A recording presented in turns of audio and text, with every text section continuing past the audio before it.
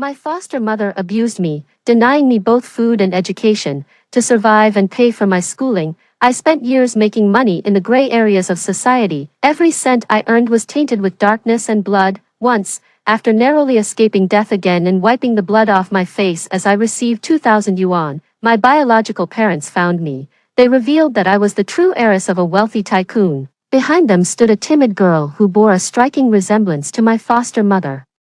The air was thick with the smell of blood, a viscous fluid blurring my vision. A sharp pain in my calf reminded me of another fracture, but I didn't care, because the man in his 20s across from me lay on the ground, gasping for air, unable to rise again. I had won, that was enough. I struggled to my feet, gritting my teeth, and approached the underground fight club manager. "Hey, little girl, you're getting better each time," he said. "This time I'll throw in an extra 1,000 for your good performance. You didn't disappoint the crowd." I took the envelope he handed me with trembling hands, and as I turned, I bumped into something very solid. "Ouch," I muttered, frowning and annoyed, wanting to see which careless person stood in my way, but the man in front of me spoke nervously. "Are you Susan? Susan, I am your biological father." Hearing this, I paused before slowly lifting my head to look at him, a strange man in his 40s. His eyes red, stared intensely at me. Was this really my biological father? I thought coldly.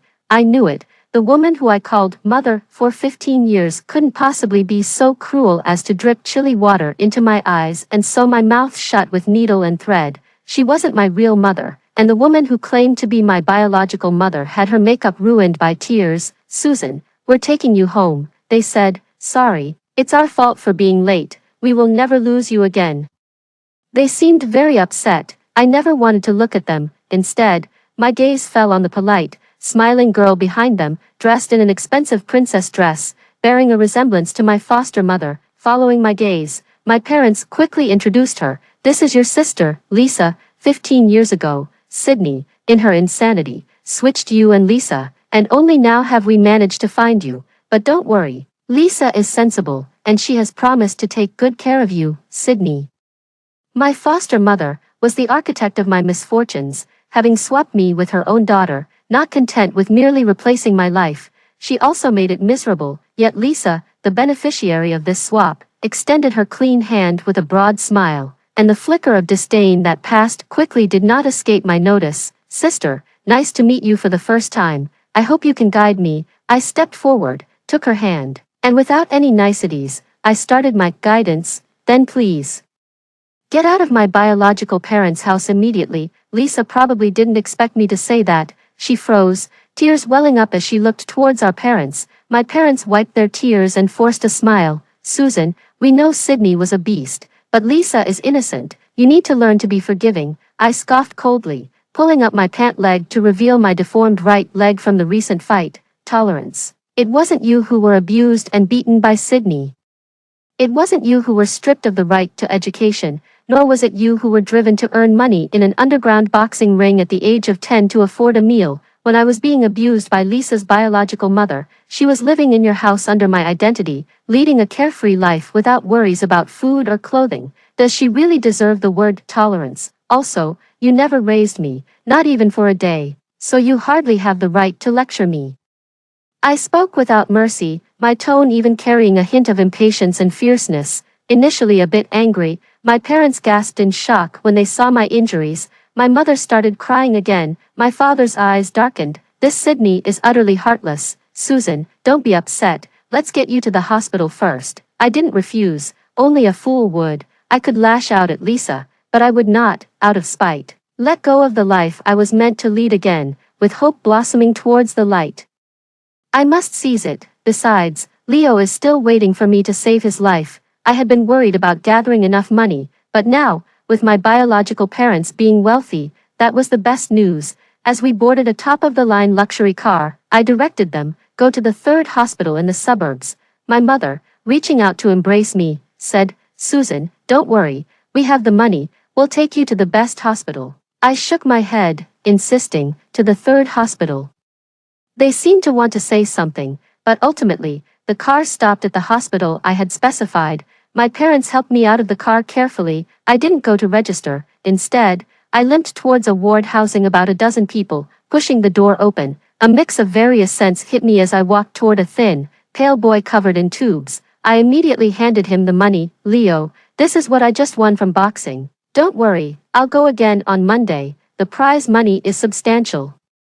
And it will surely be enough for your treatment. Leo smiled weakly at me, not reaching for the money. Suddenly, something seemed to occur to him, and he gripped my hand tightly. Monday, you're risking your life. Mondays are like a beast's arena, and those you fight are like man-eating monsters. I want you to save me, but if you lose your life, I wouldn't be able to face living either. Before I could reply, my father suddenly held me back. Tears choked my mother as she said, "Child, don't go.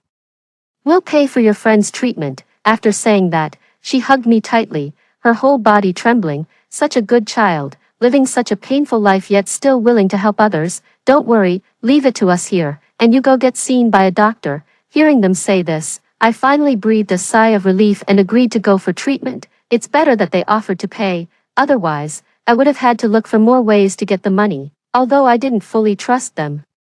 I now had no choice but to get treated. Only once I was healed could I think about repaying them for the medical expenses. I thought I could hold on, but the doctor's sedative completely knocked me out. When I awoke, I found myself in a room filled with an air of exquisite luxury. If I hadn't seen it with my own eyes, would never have imagined that anyone could live in a place akin to a celestial palace. My mother, looking at me with joy, picked up a bowl of unknown hot porridge from beside her. "Susan, you're finally awake. The doctor said it's a fracture, but fortunately, you're young, and with proper rest, you should recover. Here, have some porridge to nourish yourself, otherwise, it breaks your mother's heart to see you like this." Before I could speak, suddenly, a loud bang came from the door. A boy, about 12 or 13 years old, charged in. If it weren't for my mother holding him back, his punch would have landed on my face.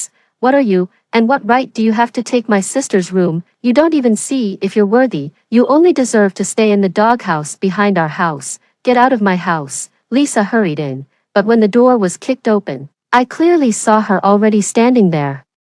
It seemed she timed her entry perfectly. With a look of helplessness, she scolded the boy. "Carl, how many times have I told you? I willingly gave up my room to my sister because she's sick. Why are you still causing trouble?" After speaking, she looked at me with a caring gaze. Although her eyes were full of mixed feelings, it didn't affect her acting skills. "Sister, don't mind him. Chen is young and doesn't understand. Please forgive him this time, okay?" Immediately, my mom pushed Carl back with a stern tone. "What are you fussing about? Get out. We finally got your elder sister back. She had a hard life before. From now on, you should respect and love her, understand?" Carl suddenly lunged at me again. "Get out. I only have Lisa as my sister, not just any Tom, Dick, or Harry pretending to be my sister." This time, my mom wasn't prepared and couldn't stop him in time. Carl's fist was just an inch from my face. In a split second, I threw off the covers and tightly grabbed his fist with my right hand. With a fierce force and a 90-degree twist, his face contorted in pain. In a few seconds, his face turned pale with pain, and he cried and shouted, "It hurts. Let go. I'll kill you, you wretch." Only when he was almost collapsing on the floor did I let go of his hand. I watched him emotionlessly, not sparing my sarcasm. "If this is all the skill you have, don't embarrass yourself. You can't even beat me. Are you a little brother, or a little sister?" Over the years, I participated in hundreds of boxing matches against strong, adult men. His little bit of strength was hardly enough for me. He covered his hand, tears dripping, yet he didn't forget to insult me. "You orphan dare to hit me. My dad will make sure you can't stay here." I could clearly see my mom felt sorry for him. She couldn't bear it anymore. Raised her hand to slap him, but ultimately couldn't bring herself to do it. "What's wrong with you? Apologize to your sister right now." No matter, I took the action for her. With a turn of my body, I fiercely slapped his face. Amid his incredulous expression, my gaze was piercing. "I was raised without a mother. How much better off are you? If you can't keep your mouth shut, I'll hit you every time I see you." Stunned by my gaze, he instantly dared not speak. I clearly saw disappointment in Lisa's eyes, yet, she smiled openly. "Sister, little brother doesn't understand. It's right for you to teach him a lesson." She sighed again, looking worriedly at Carl's swollen wrist. "But, you should still be a bit more careful. If his right hand were to become disabled, His life would be ruined. My mom glanced at the injury and hesitated to speak. I gave Lisa a cold look. Oh, your mother, that devil incarnate, managed to give birth to a saint like you. When he was hitting me, you asked me to forgive him. And now that I was simply defending myself, you say I was excessive. When your own mother hit me, why didn't you tell her to be careful? What are you even putting on this act? Lisa became agitated.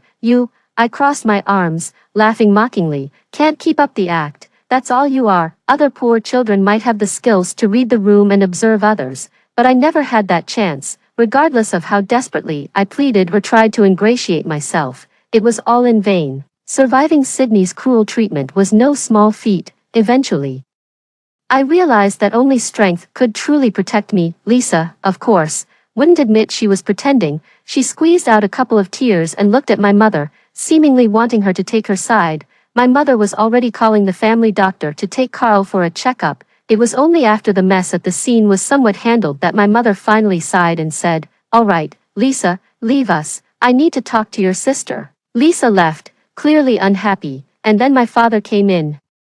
After a brief exchange of glances between my parents, my father sighed and said, "We've heard about it too, all these years. To afford school and meals, you've been fighting for your life in underground boxing rings. It's our negligence that made your life so hard. We will shut down those rings. They even accept minors. Completely inhumane. But Susan, we'll do everything we can to help you recover, now that you've regained your sight. There's no need for violence anymore. Your siblings will treat you well, you don't need to be so hostile towards them." I laughed. I was just 7 when I first went to the ring. The ring owner told me to get lost and had his men throw me out. I clung to the bodyguard's leg, enduring countless blows, nearly passing out but never letting go. Eventually, the owner accepted me, after signing a life and death agreement. I remember my first opponent was a young man in his 20s. He laughed so hard when he saw me, saying, "Isn't this just handing money over to me?" I knew nothing about fighting. His punch made me see stars. I was beaten like a punching bag, but I kept standing up, my feeble punches a mere joke. But in the end, I won. I couldn't outfight him, but my ability to take a beating was unmatched. While he was catching his breath, I didn't stop hitting, ramming, even biting him. There are no real rules in underground boxing, just the law that the winner takes all, barefoot and fearless. Driven by madness and a disregard for death, I knocked him down after an hour of fierce battle. That day I left the ring with 1,000 yuan, not even enough to cover medical expenses, but I laughed, because I knew that from then on, I could earn my tuition there. Over the years, I nearly died there several times. To them, it was just 4 words. "It's so hard." I looked up at them. If it weren't for the ring taking me in, who knows where I could have starved to death. You don't hold Sydney responsible, but blame the ring. My siblings will treat me well. Carl's ranting just now. Are you serious or just trying to make me laugh? My mother looked troubled. But didn't you drive Sydney away when you were 12? She's been missing ever since. How can we hold her accountable? Don't take it to heart. Your brother isn't usually like that. I don't know what got into him. I scoffed. She's missing. And you never reported it. The underground ring's influence isn't greater than Sydney's, yet you're confident about shutting down the ring. But a powerless woman is too much of a challenge. Who exactly are you trying to protect? As for Carl, I don't care what he's like normally, but if he acts foolishly in front of me, he's asking for trouble. The one egging him on, of course, it's also the same crime. My father's face darkened. "Lisa, you need to listen to us. Your parents love you. What's the point of insisting on finding Sydney? The damage has already been done, and it can't be changed. Your sister is doing well in school now. Her future is boundless. Having a mother who committed crimes could ruin her life." I laughed. The first half of my life was ruined by Sydney. Coming back doesn't necessarily mean regaining brightness. For the daughter of my enemy, you actually cover up for my enemy. Is this what love is? My dear parents. My parents' eyes darkened slightly, and they fell silent. After a long while, they stood up and left. Think it over. In the evening, as if nothing had happened, my parents came to bring me dinner. We tacitly didn't mention the events of the day, because we both understood that the possibility of either side backing down was extremely low. After dinner, Lisa came to visit me again. In front of our parents, she brought up the room again. "Sister, is this room comfortable for you?" I glanced at her. "Why do you keep bringing up this room? I was originally the biological daughter of our parents, and you've been squatting in my nest for too long. Do you really think it belongs to you now? First of all, I never said I wanted you to give me this room, and secondly, it should be mine by rights. Your own mother discarded her face and conscience, schemed to get you in here, and roamed the world herself, and you still use your mother's hard work as a favor. Her face turned red. I know you hate me, but I didn't know about this. I was just a baby at the time. Sister, if you really hate me, I'll leave right now. She didn't know. That's just a story to fool the ghosts. Sydney, that woman. Lazy and gluttonous, hasn't worked in years, yet indulges in fine dining and luxury goods every day. Where does the money come from? There's only one possibility. Lisa must have had secret contacts with her, and she has long known that Sydney is her biological mother. I have no patience for such people. I pointed directly at the door. Then please hurry up and leave. Don't just talk about it. Lisa was probably not expecting me to be so blunt and harsh. She stood frozen for a long while, her eyes reddening as she turned around, pretending to go pack her things. My parents quickly stepped forward to stop her. Your sister is just speaking out of frustration because she's been wronged. How can you really believe her? We've raised you for so many years. How could we bear to let you leave? Lisa hugged them and cried, Mom and Dad, I don't know how to make my sister happy. I really can't bear to leave you. The three of them staged a drama of kinship right in front of me, and I was just the unnecessary one caught in the middle. Fortunately, I'm emotionally detached.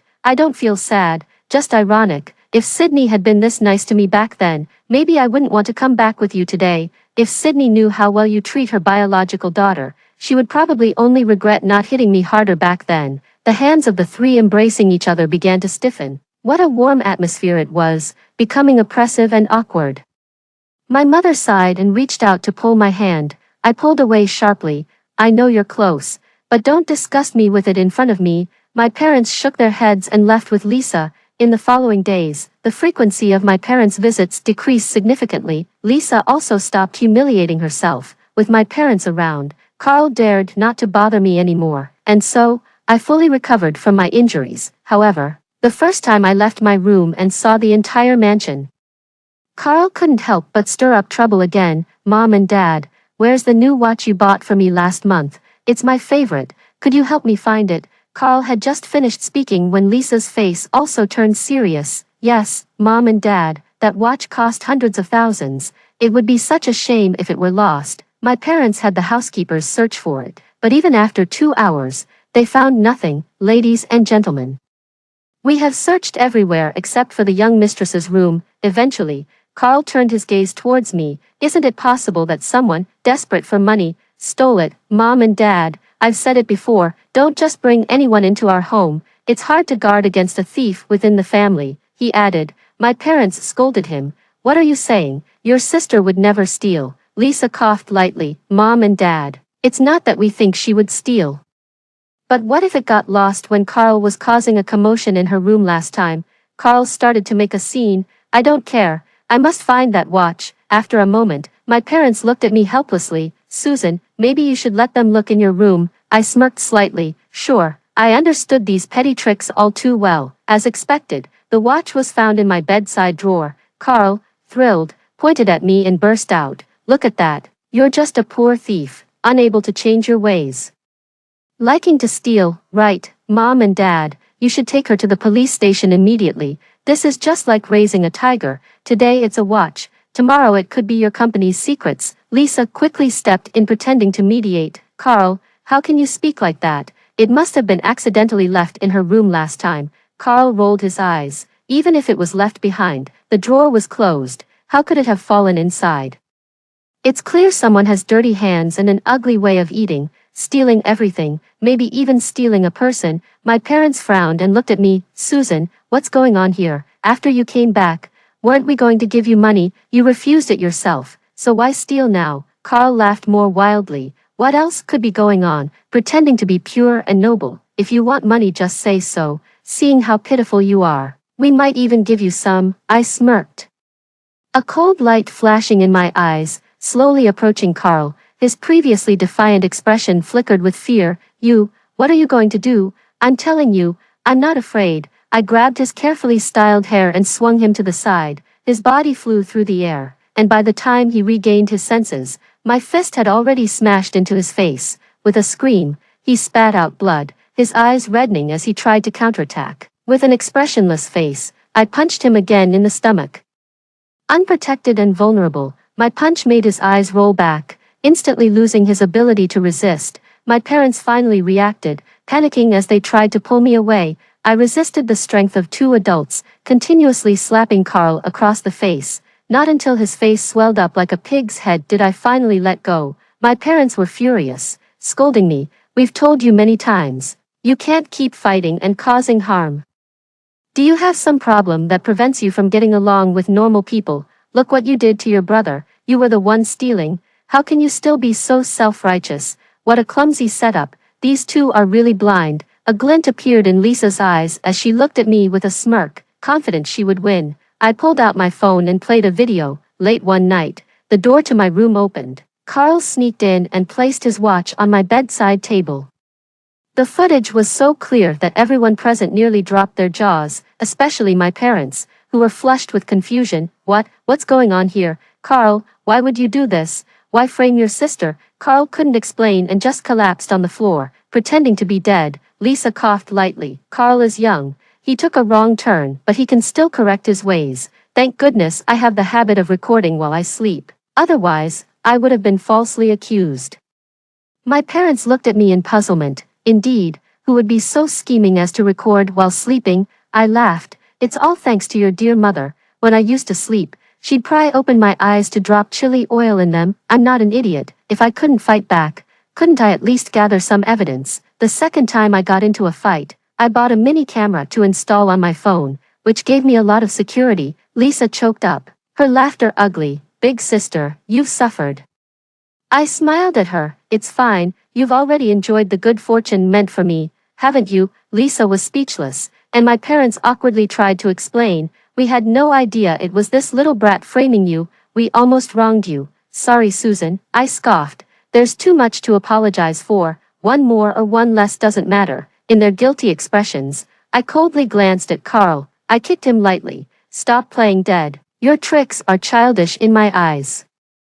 Behave yourself to avoid further humiliation. Next time, it won't be so simple." My parents also scolded him. "Your sister is so pitiful. How can you be so thoughtless? From now on, we won't allow you near your elder sister's room, and don't even think about getting your allowance next month. Think it over and then we'll talk." Carl opened his eyes, full of resentment. I sneered. "Idiot, being used by others and enjoying it." A week later, my parents arranged for me to study at a prestigious local high school. On the first day at the new school, it was clear that all the students were looking at me strangely. "Isn't she the new girl, Susan, Lisa's sister? I heard she hardly studied before. Her grades were terrible. How could she attend our school, especially in the advanced class? Don't you get it? Lisa's family is rich. Getting someone in is so simple." I hate these kinds of connections. If it weren't for her coming here, the teacher wouldn't have had to move Sam to another class, so Sam was moved because of her. That's disgusting. If her grades were as good as her sister's, I wouldn't have minded, but she's practically illiterate. Isn't this an insult to us? The murmurs grew louder, but I kept my eyes fixed on Lisa in the middle of the classroom. She raised her head proudly, and without our parents around, she could finally look at me provocatively. I smiled disdainfully and walked to the only empty seat. My desk mate was a girl who wore light makeup and cheap perfume that couldn't hide her dark circles and the smell of smoke. She pushed me impatiently with a harsh tone. "Do you think you deserve to sit here? Get lost. You're just an eyesore." I didn't say much, just pushed her back immediately. She was thrown off balance, falling to the ground along with the desk, and her belongings scattered all over her. Her eyes widened in shock as she scrambled to her feet. "How dare you push me? You're asking for it." After that, she tried to slap me, but I caught her arm and slapped her face instead. She screamed, "How dare you hit me?" She charged at me like a madwoman. I grabbed her by the neck and easily lifted her up. The entire classroom gasped in disbelief. Her face turned red then pale with strain. I threw her out with force. Literally, I threw her out. She landed on Lisa's desk, clutching her throat and coughing. In the dead silence that followed, I walked up to Lisa and looked down at her from above. Using Carl as a pawn at home is bad enough, but manipulating these fools at school too, They're no match for me, and you should stop hiding like a coward." Lisa played dumb. "What are you talking about?" As I stepped closer, she kept backing away. "Lisa, your mom can't handle me, and neither can you. Just wait, your reckoning is coming." Her eyes flared with anger, and she finally showed her true colors. "Susan, don't get cocky. I have plenty of ways to ruin you." I took a deep breath. "That's more like it. Face to face is much better than all that fake sisterly affection that makes my skin crawl." I smirked disdainfully. "I'm so scared." She glared at me coldly, but averted her eyes when I looked at her. The situation lasted until the teacher arrived and took the girl to the hospital. Naturally, I was also called to the office. The surveillance confirmed she started it. Before this, my parents had already explained my situation to the teachers. He seriously told me, "Self-defense has its limits. I'll inform your parents to cover Haley's medical bills. Keep yourself in check. I won't tolerate fighting in my class." Back in the classroom, although their looks were still unfriendly, no one dared to provoke me again. After school, when I was delayed waiting for the family driver and was about to catch a bus home, a man with dyed yellow hair blocked my path. "Chan, that's her."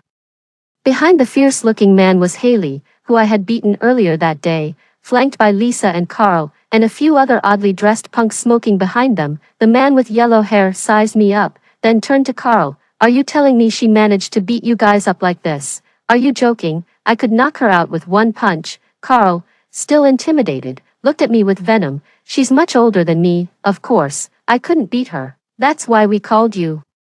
Lisa also gritted her teeth and said, "Chan, teach her a lesson. She's too arrogant, thinking this is still her turf." Chan stomped out his cigarette and looked at me. "Get on your knees, knock your head on the ground 10 times for each of them, and we'll call it even." I found it amusing. "Why don't you three do that for me, and I might let you walk away from here today." Chan was furious. "You're so cocky, watch me strip you down today." After saying that, his filthy hand reached towards me.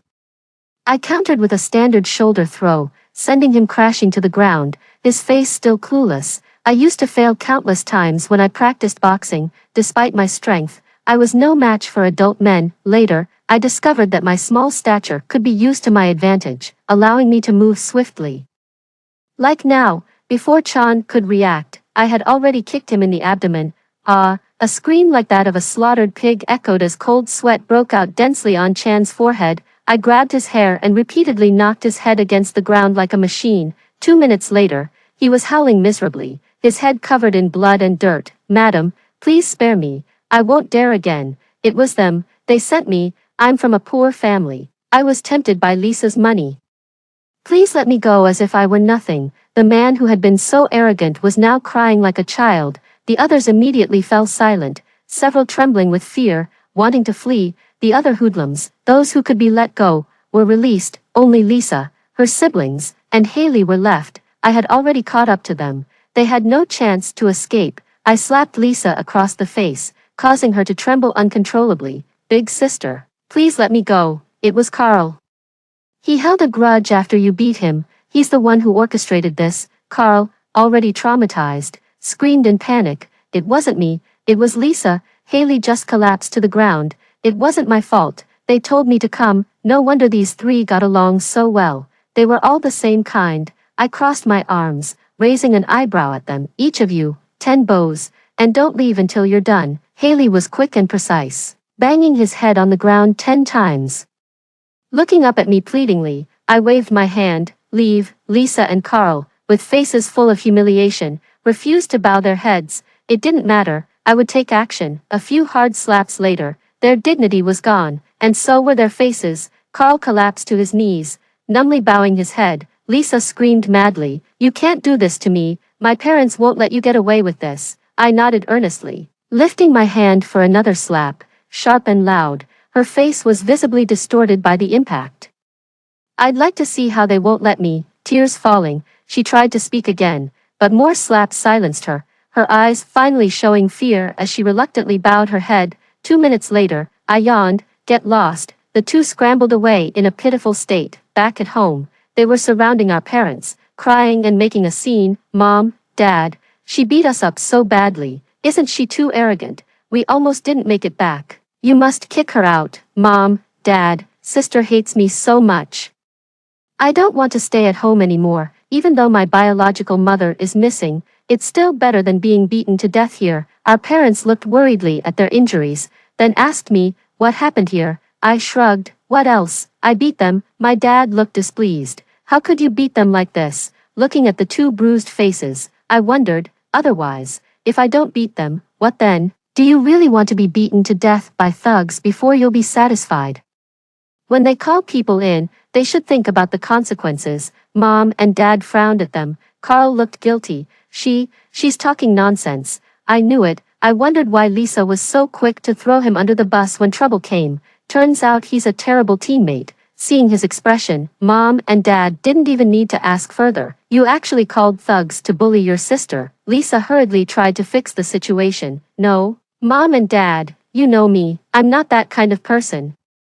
I would never do that. In the midst of Mom and Dad's confusion, I walked straight up to Lisa, ignored her struggles, and grabbed her phone. They must have left traces when contacting that thug. Just take a look for yourselves. Lisa panicked. No, that's not possible. It was all too clear by now. Mom and Dad, fuming with anger, smashed the phone. Lisa, Carl, what on earth are you trying to do? Since Susan came back, you've been targeting and framing her.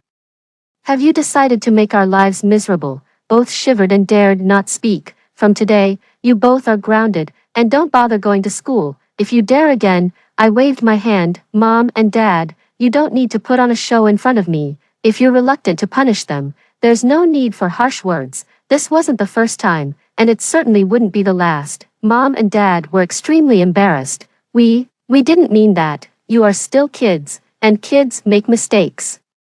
We can't just write you off, can we? I smiled at them. If you can't do it, I will. Over the weekend, I visited Leo in the hospital. He was much better. His complexion had brightened considerably. The doctor said my chances of recovery have increased. Thank you. Also, our friends have been helping to inquire, and we found Sydney. The people my parents kept making excuses for not being able to find were discovered by some kids from the orphanage. When the police brought them in for questioning, Lisa's face looked worse than if she had swallowed a fly. I didn't abuse her. You can't convict me just based on her word alone. Sydney, of course, denied everything, but when I provided the police with years of video evidence, she was completely stunned. The videos clearly showed how she beat and mistreated me. Sydney looked ashen-faced, and my dad even went up to ask the police officer, what will happen to Sydney if she gets convicted? It won't affect my adopted daughter's future, will it? My mom also looked worried. Yes, is there any way, even if it means she doesn't go to jail? The officer looked at me. It's unlikely, but if the victim could forgive, I coldly watched them. You really have the gall. I found the person you didn't want to find, and just for another daughter's future, you shamelessly seek my forgiveness. Why should I? The more I interact with you, the more disgusted I feel. How can people fail so miserably at being parents? Do you really differ from Sydney in essence? Mom and Dad shamefully bowed their heads. The officer gave me an encouraging look. Indeed, people who abuse children don't deserve sympathy, let alone forgiveness from the victim. You're still her biological parents. Try not to be too biased. Mom and Dad, red-faced and unable to lift their heads, listened as Sydney was sentenced to 7 years in prison. As we left the courtroom, Lisa was crying her heart out. My mom, feeling sorry for her, comforted her. Don't worry, no matter what, Dad and Mom won't let you be affected. I couldn't help but laugh. With tears in her eyes, Lisa said, are you happy now? My own mother is a labor reform criminal, and I can't ever take the civil service exam. I rolled my eyes at her. Whether she's a labor reform criminal or not doesn't stop you from failing the exam. She was so angry she nearly passed out. My parents wanted to say something, but upon catching my gaze, they wisely kept their mouths shut. The school had just completed its first monthly exam. The teacher announced the results. Congratulations to Susan, who not only topped the grade but also ranked first in the regional joint exam. Everyone looked at me incredulously. No way, didn't Lisa say that her grades were poor? How could she score first? Our school's exam hall is known for its strictness. There's absolutely no chance of cheating. That means Lisa was lying, trying to make us dislike Susan. It's unbelievable. What kind of scheming is that for siblings? It's just too much. Luckily, I didn't mess with Susan before. Let me tell you, Sam transferred classes voluntarily. It had nothing to do with Susan. It was all Lisa's rumors. After that, My classmates became much warmer towards me, and Lisa's circle of friends dwindled, though she still had a few, thanks to her wealth, until the day the teacher gave me the only spot to compete in an external competition. Lisa couldn't hold back any longer. Why give the spot to her just because she ranked first once? Why does she have to take everything from me? The teacher hadn't even left when she burst out. Eventually, the teacher listed all my past competition achievements. And Lisa reluctantly shut up. The days I spent at the external competition were some of the most peaceful days of my life. But the calm always precedes the storm. Just as I returned home, a drama was already prepared for me. My father and several formally dressed men were in the study, frantically discussing something. My mother occasionally went in to listen for a bit and then came out looking worried. Lisa comforted them, trailing behind. Mom, Dad, a leak of secrets isn't a small matter. Better to call the police. Our Lincoln group is well established. The loss won't be too great. My father and the men sighed together. This time it's different. They talked for a long time but were still reluctant to involve the police. Carl, unusually quiet, was playing games on the side. Suddenly, the man working on the computer screamed, "I found the IP address of the leak. Mr. Lincoln, it's from your house." The men turned and scrutinized my parents. My parents became agitated, almost swearing to the heavens, "This company is our life's work. Doing such a thing would be self-destructive." The men were silent for a long time. "Mr. Lincoln, we can't be sure. After all, you currently only hold 60% of the shares. Maybe you want more. We've seen this kind of reshuffling before." Lisa suddenly spoke up, "Gentlemen, could there be some misunderstanding here? If my parents were really the leakers, why would they let you come here to investigate?" Then Carl put down his phone, muttering, "I saw Susan go into Mom and Dad's room the other day. She looked rushed coming out. Maybe she was the one who leaked it." Everyone turned to look at me. My parents were now very anxious. "Susan, did you go there? Did you leak it?" These days, Lisa and Carl's tactics had been exposed by me, but in this situation, they still believed Carl's lies. After all, I wasn't raised by their side. Even Sydney tried to cover for me, showing that I really didn't hold much place in their hearts. But I won't admit to something I didn't do. Is there any evidence? Carl, haven't you been hit enough that you're still making up stories? Can't you keep that foul mouth shut? Carl held his breath and still didn't dare to speak. Lisa glared at him, then turned to look at their parents. "Otherwise, let's check on my sister's computer. We can ask Uncle William to fix it and see the records to know for sure." Given their previous experience, their parents were obviously reluctant, but I was quite generous. "Go ahead and check." Everyone went to my room and searched through my computer, but found nothing. Finally, Uncle William inserted a USB drive and restored files from the past 6 months on my computer. Several confidential photos were recovered. My father was furious. "Susan, haven't we treated you well enough? Why would you harm the company?" My mother also looked at me coldly. "I knew it. You're incorrigible. It was bad enough when you fought with your siblings, but to do something like this." Lisa seized the opportunity to press further. "Mom and Dad, up to now, I don't even know how to defend my sister anymore. Maybe it's better to just kick her out, to prevent future troubles." Carl laughed smugly. Exactly. Let's kick her out." Mom and Dad, the tension was palpable, and I slammed the table hard. When everyone fell silent, I threw out a small USB drive. Plugging it into the computer, numerous chat records popped up. "Mr. Lee, how much would my father's company ledger sell for in your hands?" "Oh, Miss Lincoln, the second daughter of the Lincoln Group. Why are you dealing with me on this? Has your father, who took you back, stopped caring about you?" "His adopted daughter." "Cut the chatter. A flat rate. 200 million. Done. The money has been transferred. When will you give me the goods? You have to promise not to say it was from me. If investigated, just say it was my sister Susan who did it." Lisa looked like a statue about to shatter. I watched her coldly. "These records, I found them not so easily, and the account holder information for both parties is very clear. As long as we confront Mr. Lee, everything will come to light. The reason I started boxing wasn't just to fend for myself in studies and living. I have many friends, some of whom are children from orphanages, but also many were adopted by wealthy families. Among them, Mr. Lee, a wealthy businessman from City A, adopted a little sister I had helped before. So, Mr. Lee was already aware of my situation through his adopted daughter and was willing to help me this time. After all, as a rival of my father, he only stood to gain from this situation. My father hurriedly called Mr. Lee. The voice on the other end was very clear. Of course. It was your second daughter who gave it to me, Mr. Lincoln. Does it feel bad to be stabbed in the back? Ha ha ha. Having done business for most of your life, how could you not see through a little girl, inviting wolves into the house and reaping what you sow? With a shout, my father slapped Lisa across the face. After a dramatic 180-degree spin, she fell to the ground sobbing. Daddy, my father pointed to the door. Get out. You always framed Susan, but how could you gamble with the company's interests? Do you know how much the company has lost because of you? She crawled over and grabbed at my mother's pant leg. My mother coldly kicked her away. I've had enough. Your heart is just too malicious. How sorry we are to your sister because of you. Can't you see that? Why are you still not satisfied? From today onwards, get out of the Lincoln house and never come back. Lisa refused to leave, but my parents called the security guards, and they dragged her out. Lisa knelt at the door, shouting, Mom and Dad, I beg you, please let me in. I won't dare to do it again, she pleaded tearfully, but her parents were too busy dealing with a crisis above to pay her any attention. Lisa left, and no one knew where she went. 3 days later, Mr. Lee reported my parents to the police for tax evasion.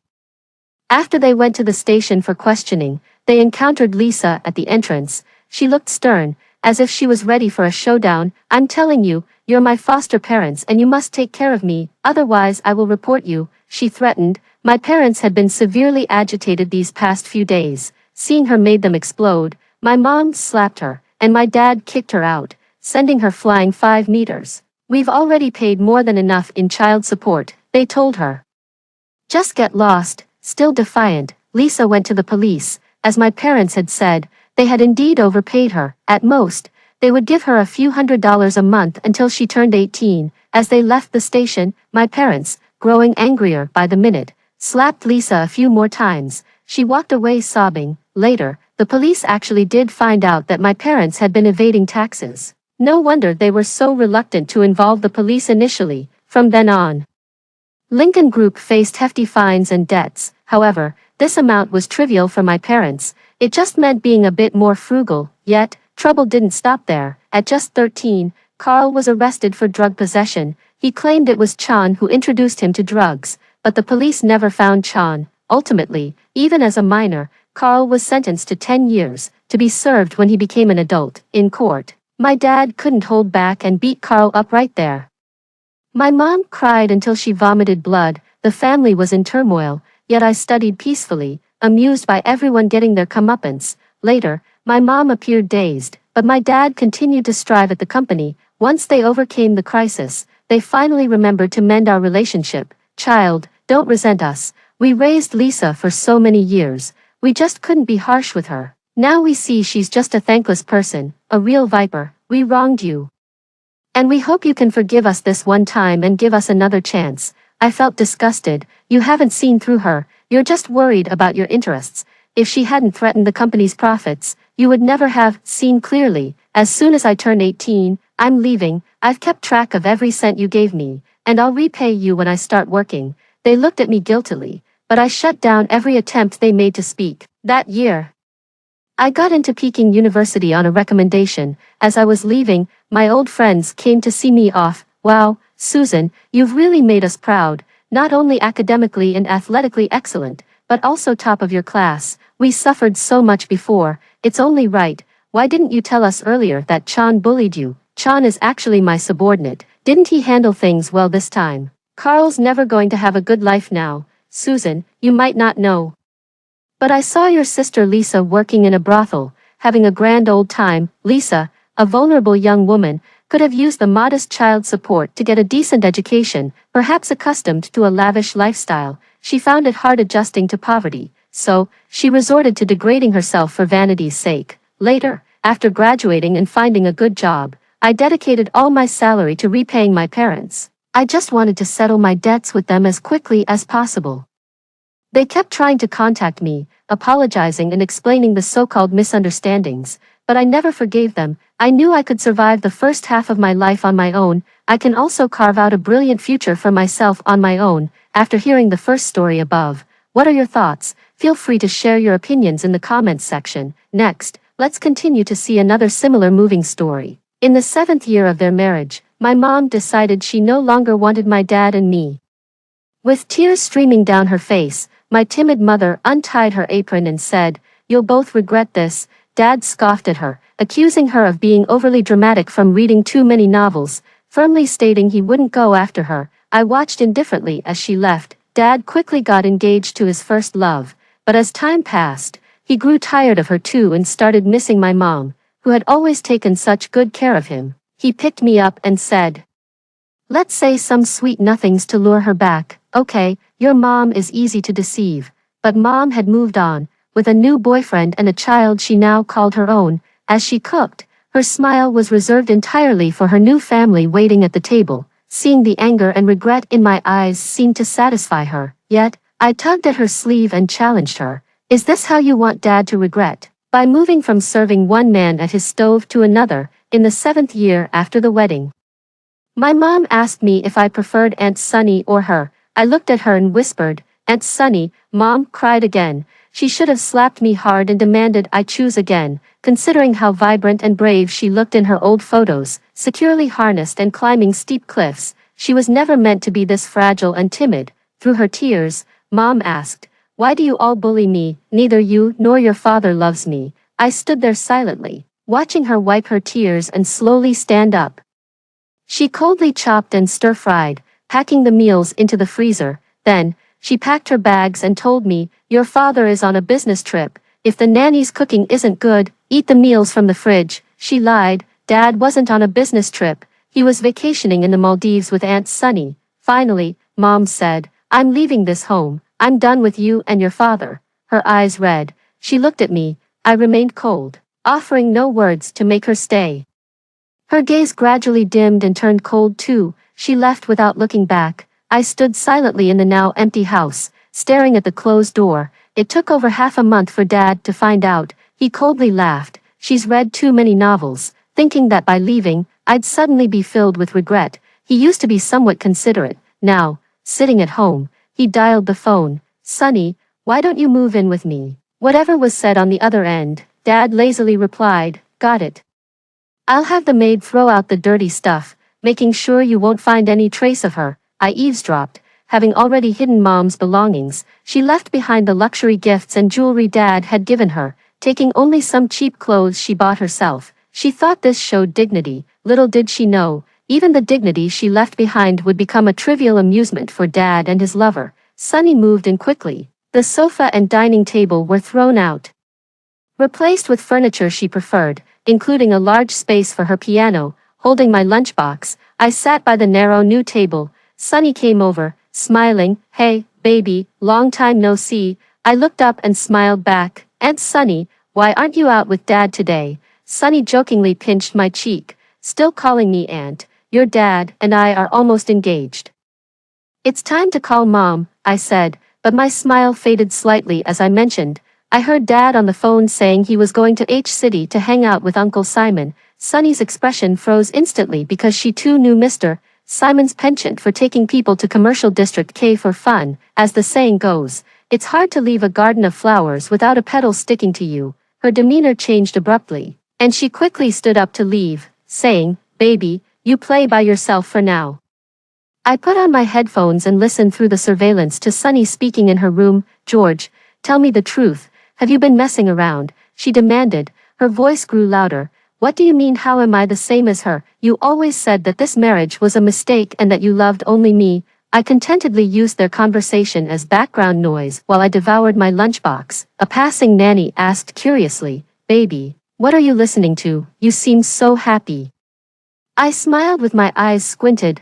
Peppa Pig. This was just the beginning. As I ate, I thought to myself, this isn't over yet. I had stayed in this house on purpose. The injustices my mother endured, she might not count, but I would do it for her. When Dad came home, he looked displeased. There was a glaring scratch on his neck. In a fit of anger, Sunny had gone abroad to travel. Now, it was just Dad and me left at home. He indeed was handsome, with an air of nobility shaped by power and money.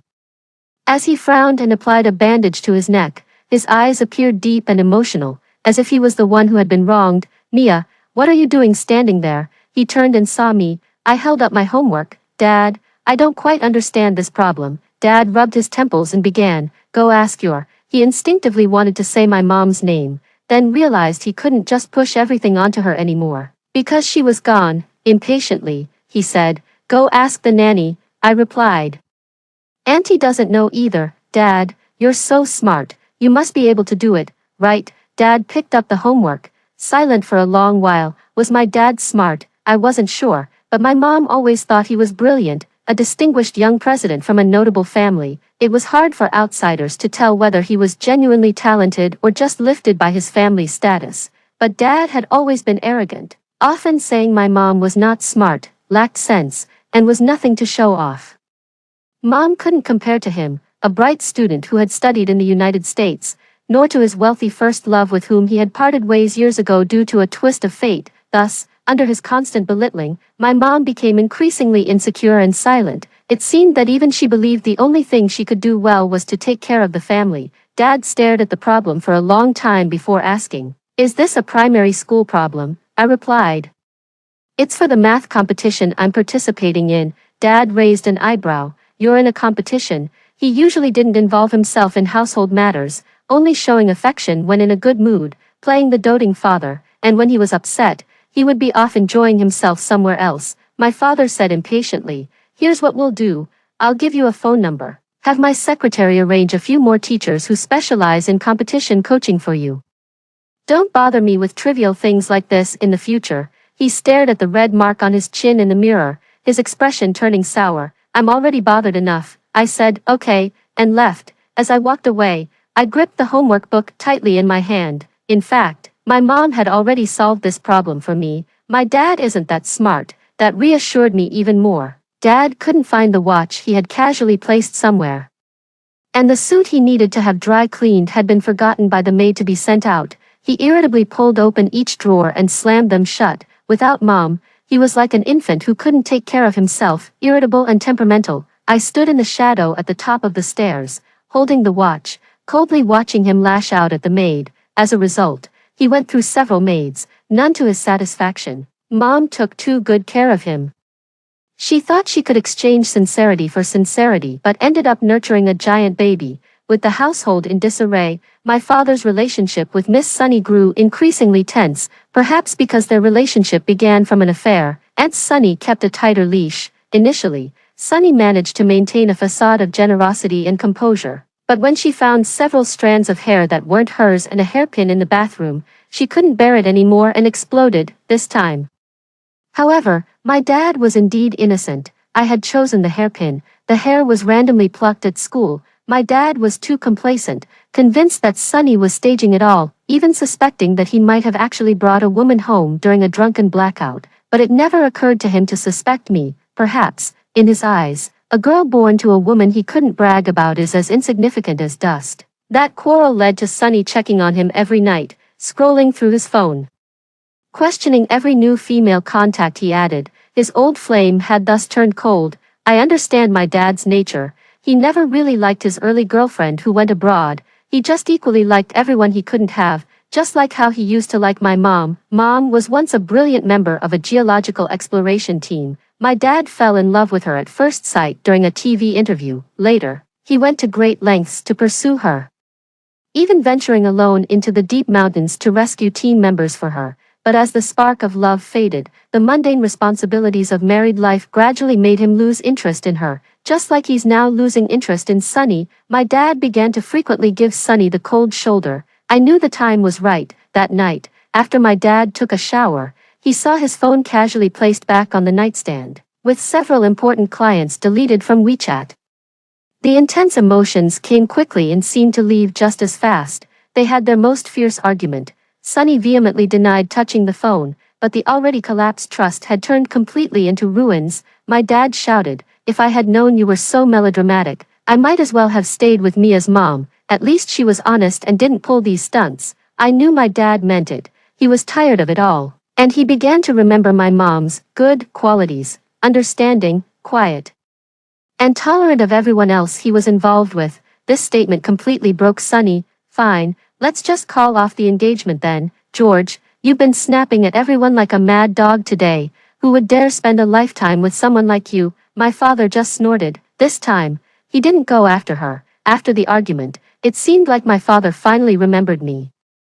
He adopted a fatherly demeanor, picked me up, and said softly, "You must miss your mom coming back, don't you? Let's say a few kind words to trick her into coming back, shall we? Your mom is easy to deceive." I silently looked at him and nodded. That's how I finally saw my mom again. She had moved back to H City. When my dad and I knocked on her door, we saw her in an apron, surrounded by a strange man and a child. My father was stunned, so was I. My mom looked at my dad with a stiff expression, biting her lower lip. "Why are you here?" However, my dad's attention turned to the man sitting at the table. He squinted his eyes and sized him up. The man indeed looked impressive, his demeanor gentle and far more refined than my father's reckless ways, but I could only stare fixedly at the apron on my mom, blurting out, "Mom, who are they? Don't call me Mom, I'm not your mom," my mother said coldly. The child at the table immediately bounced over, hugging my mom's legs tightly, and looked at me warily.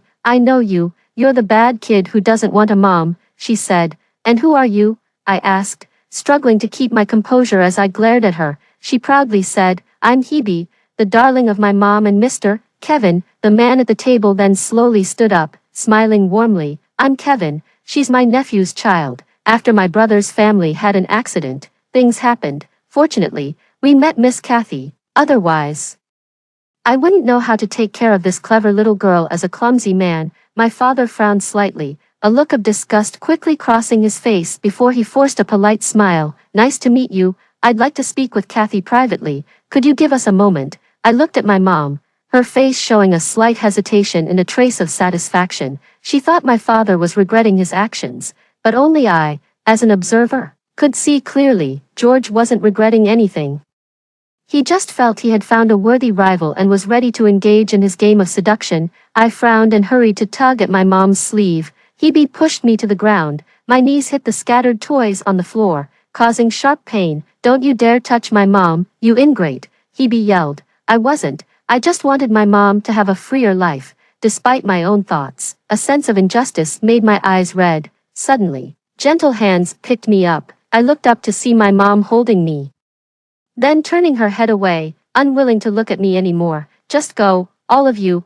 I don't want to see you anymore," my father said. "Kathy, don't be mad at me anymore. I know I was wrong. I've already driven Sunny away. Our home is only for you." He had grown up among women. She was an old hand at this sort of thing, fooling people into admitting their faults. My mom frowned and turned her head away. My heart was suspended in anxiety. It was only when I saw my mom shake her head that I breathed a sigh of relief, but my dad clearly wasn't going to give up that easily. His voice became softer and more pleading. "Kathy, please, I'm the one who upset you, but the child isn't at fault. Why reject her?" In a soft voice, my mom replied, "Didn't she want Aunt Sunny to be her mom before?" The next moment, a slap landed on my face, a sharp smack, intensely stinging. I covered my face, biting down on my lip to stop myself from crying out in pain. I didn't want my actions to make my already estranged mom waver in her decision. My dad, full of regret, pleaded, "Kathy, no one compares to you. Mia has disrespected her elders. Let me discipline her for you." "All right." My mom froze, hesitatingly glancing at me. It seemed that if I just cried out and begged her, she might forgive us like before. But I remained silent. The atmosphere in the room was awkward. Hebe, fearless as ever, spoke up loudly. "I think she doesn't regret it one bit. Mom, we're the real family here, and I love the dishes you make the most." My mom stood still, her wavering gaze slowly turning resolute. I couldn't help but finally lift my head and look straight at her. But then I saw a man named Kevin slowly step behind my mom, his hand gently resting on her shoulder. George's expression suddenly turned very sour, like a dark, looming mountain. Kevin stood behind my mom, his smile seemingly gentle yet charged with tension, turning the scene into a rivalry between two men. I frowned. Suddenly, George pushed me forward, and I stumbled into my mom's arms. I wanted to hug her tightly but restrained myself. "Kathy, you might not want to forgive me, but can't you give your child a chance?" Just as my mom was about to refuse, George completely let go of me and turned to leave. "There's no space in my car. I'll come back to pick her up in a week." I coldly watched George leave, suddenly noticing Kevin sizing me up. When I looked back at him, his expression was far from pleasant. My mom's new room wasn't as spacious as our old apartment, but it had a warm charm. However, this warmth didn't belong to me. I watched coldly as Hebe clamored for ribs. Kevin chided her gently, then looked helplessly at my mom. You're really putting in a lot of effort, Kathy. My mom smiled and shook her head. It's no trouble. What else would you like to eat, Hebe? Auntie will make it for you. Hebe smugly glared at me and whispered in my ear. She's my mom now. She only makes what I like to eat. You're not included. Kevin was close enough to catch bits of the conversation, yet he continued to smile faintly, as if oblivious. I frowned and asked Hebe, why do you want her to be your mom? Hebe raised an eyebrow. Aunt Kathy has a good temper, great cooking skills, keeps the house spotlessly clean, makes the food I love, and even helps with my homework. She thought I was jealous. He provocatively asked, what's the matter, regretting now that you've lost such a good mother? I replied expressionlessly, yes, I do regret it. I regret having hastily assumed that once Mom left this home, she would find a new life that truly belonged to her. I didn't expect that her so-called awakening was merely moving from one kitchen revolving around men and children to another. I looked coldly at this Kevin who had suddenly appeared in my mom's world.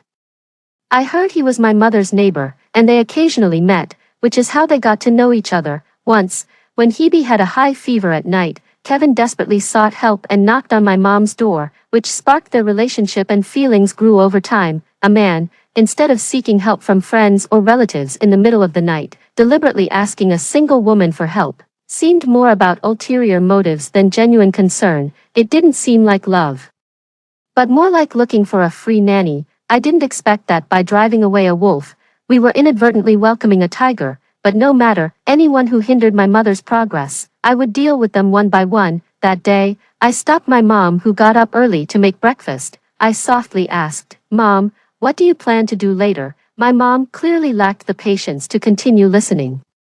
She irritably shook off my hand. Enough, I don't know what your father wants you to do. I'm not as clever as you two, but I just want to be as far away from you as possible. I finally couldn't hold back and said, wanting to be away from us just means starting again cooking and washing clothes for another man. I tried my best to control my temper and calm down. Mom, you don't want the property, you don't work, and you're wholeheartedly taking care of Hebe.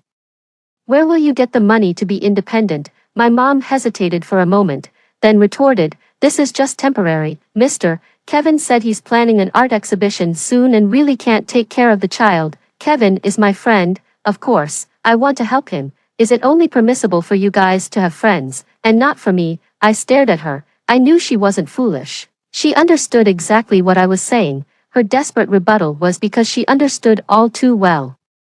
Just like someone coming out of a bad relationship might hastily jump into another to heal, she too was trying to find someone better than Dad to make him regret and to validate her decision.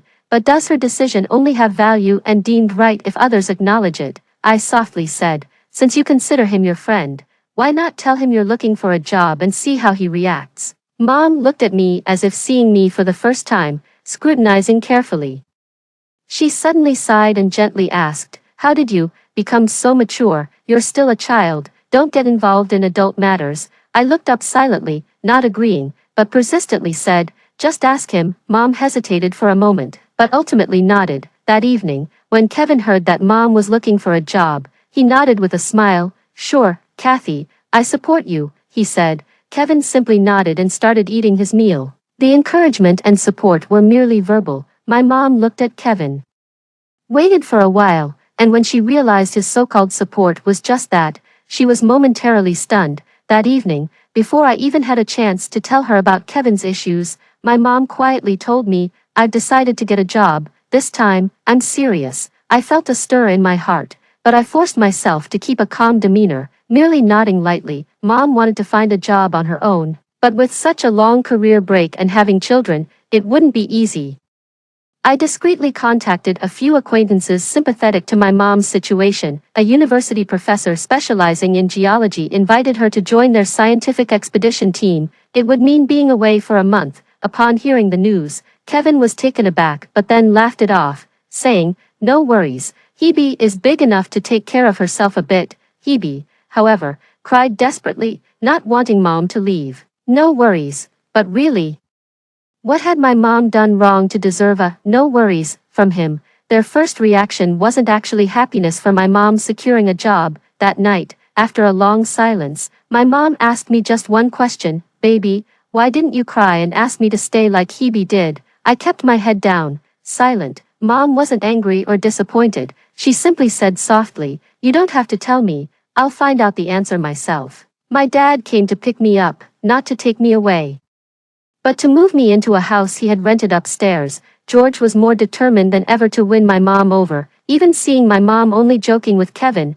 he managed to endure, putting on his most gentlemanly smile, softly pleading for her to glance his way. He picked me up, whispering, "Your mom has the softest heart. She can't stand seeing a man in distress." I gave him a silent look, his privileged face accustomed to getting what he wanted, hiding a slight trace of madness. That night, George came down with a high fever. He walked through the freezing snow to my mom's front door, leaning against it and eventually fainting. By morning, when my mom found him, he was nearly dead from his illness. Once awake, he gave a weak, guilty smile and offered my mom the sugar-roasted chestnuts he'd clung to all night. "Kathy, I remember these are your favorite from this shop. Try them. Do they still taste the same?" I watched coldly, remarking, "They've been held all night and are cold now. Not tasty anymore." My dad glared at me. I am his child, and I know him all too well. His heart wasn't filled with love. All his displays of affection were mere imitations from novels, exaggerated and flamboyant efforts that were highly inefficient. My mom wasn't moved to tears as he had hoped. She nodded indifferently. "George, they're not good when they're cold. Besides, I don't like chestnuts anymore, especially the ones from you." She turned and walked away crisply. George coughed violently. As if gravely ill, he yelled at his mother's back, "How can I ever get your forgiveness? Would you forgive me if I died? Do you want me to die?" He had said this before. Back then, my mother had backed down, urging him not to get worked up and talk about such ominous things. But now, without stopping or turning her head, Mom responded, "Well, if you want to die, go ahead." After Kevin learned about this, he frowned and looked at my mom with concern. "Kathy, as a friend, I must intrude. Is it really a good time for you to go on a business trip? Why not resolve the issues with George first?" He crossed his hands, his tone even more gentle and tactful. "Besides, it's sudden that a professor you met while with George contacts you. It feels a bit risky." Mom shook her head. "George's issues don't need resolving. Ignoring them will suffice." She looked directly at Kevin, her voice soft yet firm. "I'm going." I watched Kevin's mouth twitch slightly.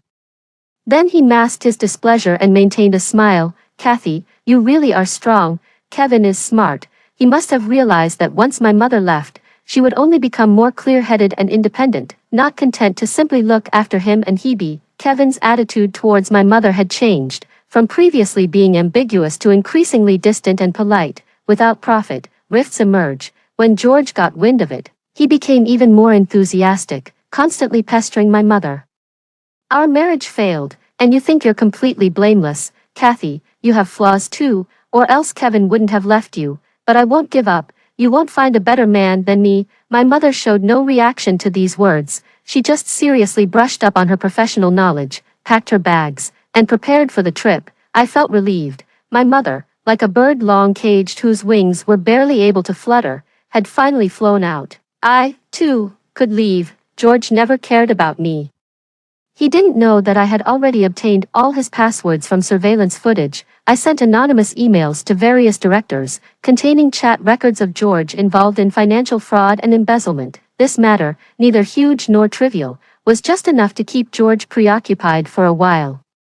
George had to go back to deal with it. Unable to stay in High City any longer, frowning, he still asked stubbornly, "Kathy, come back with me." My mother was calm, without a hint of hesitation. "I'm about to go on a business trip." I silently took a step towards George, ready to leave with him. I had made this plan a long time ago. My mother's happiness is far greater than mine. I didn't want to be a burden to her, nor a reason for her to stay in a marriage with a terrible man. But suddenly, someone gently pulled my shoulder from behind. I was startled, turning around. It was my mother holding me back. She looked at George. "She is staying with me." She nodded and repeated, "She is staying with me." On the way home, my thoughts were tumultuous. I wanted to ask for clarification but didn't dare to. After a while, I heard my mom say, "I've figured out the question I asked you earlier." She took my hand. I understand now why you didn't cry and beg me to stay like Hebe did.